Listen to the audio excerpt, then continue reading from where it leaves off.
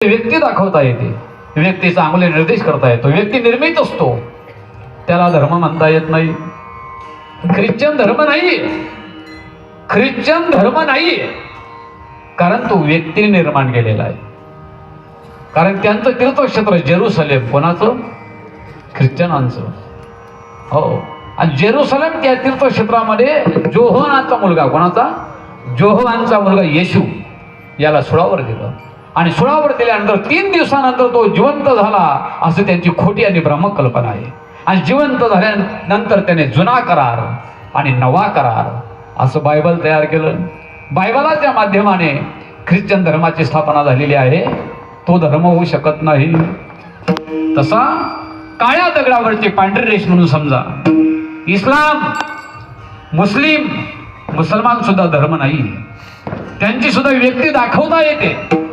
कारण गेल्या 1450 वर्षापूर्वी अरबस्थानामध्ये हिरा नावाची टेकडी आहे, आणि हिरा नावाच्या टेकडीमध्ये 1450 वर्षापूर्वी 7व्या शतकामध्ये 610 तर 621 या कालावधीमध्ये बरोबर 620ला ते हिरा नावाच्या टेकडीवर मोहम्मद पैगंबर बसला, आणि मोहम्मद पैगंबराने आपल्या स्वतःच्या प्रतिभाच्या मान्यतेने प्रेषितांमार्फत ते म्हणतात, त्यांनी महाराज कुराण तयार केलं. ते कुराण 620ला पूर्ण झालं, आणि कुराणाच्या माध्यमाने जगाला त्याने शिकवण दिली. अल्लाह, ओझा आणि मनात याच्या पलीकडे चौथं ईश्वर तत्व नाही, अशी खोटी कल्पना दिली.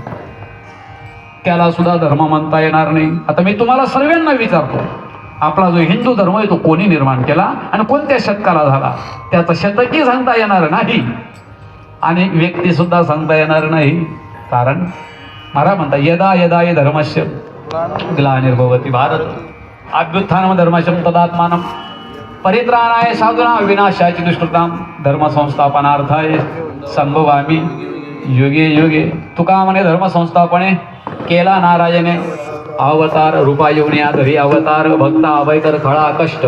कळलं? किंवा धर्माची तू मूर्ती आणि पाप पुण्य तुझे हाती. आपला जो धर्म जो आहे, हिंदू धर्म जो आहे, तो अनादी आहे, सनातन अनादी आहे. तो कोणी व्यक्तीने निर्माण केलेला नाही, आणि असा अनादी जो सर्वश्रेष्ठ जगामध्ये 1 नंबर धर्म आहे. आजपर्यंत माझ्या धर्माने, माझ्या हिंदू लोकांनी, माझ्या भारतीय हिंदू धर्मातल्या लोकांनी कधीच कोणावर अत्याचार केला नाही, कधीच नाही. पण या लोकांनी मात्र आमच्यावर आक्रमण केले, अत्याचारावर अत्याचार केले.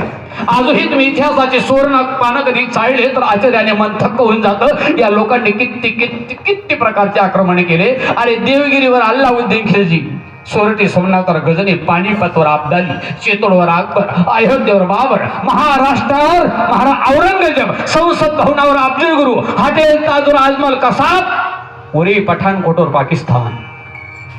एवढ्या प्रकारच्या लोकांनी आक्रमण केले. काय दोष होता, काय गुन्हा होता?